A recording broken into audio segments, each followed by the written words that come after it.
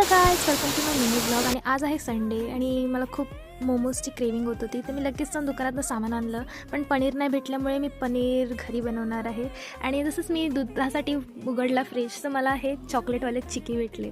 तर मी विचार केला, वा किती लक आहे माझं. आणि मी लगेच ते चिकी घेतले, फर्स्ट चेंज केलं आणि चिकी खाल्ली.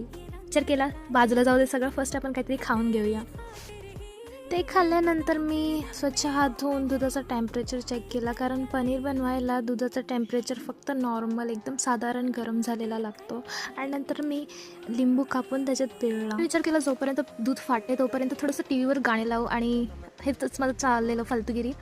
आणि इकडे दूध आपलं फाटून झालेलं आहे, त्याला मी जस्ट रुमालात काढून ठेवलं पाणी निथळायला. आणि इकडे सगळं व्हेजिटेबल्स हॉलमध्ये आले चॉप करायला, कारण मला पिक्चर बघता बघता चॉप करायचं होतं. तर मी व्हेजिटेबल्स चॉप करायला आणले बाहेर. व्हेजिटेबल चॉप केल्यानंतर मी त्याला सॉटे करायला ठेवलेलं, त्याचं सगळं मटेरियल टाकून, जसं की सोया सॉस, चिली सॉस वगैरे.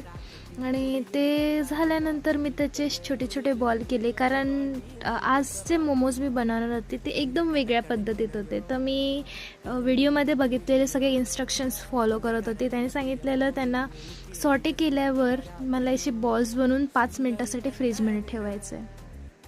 बॉल्स फ्रीजमध्ये ठेवल्यानंतर मी इथे कढईत गरम पाणी करत ठेवला, आणि तीच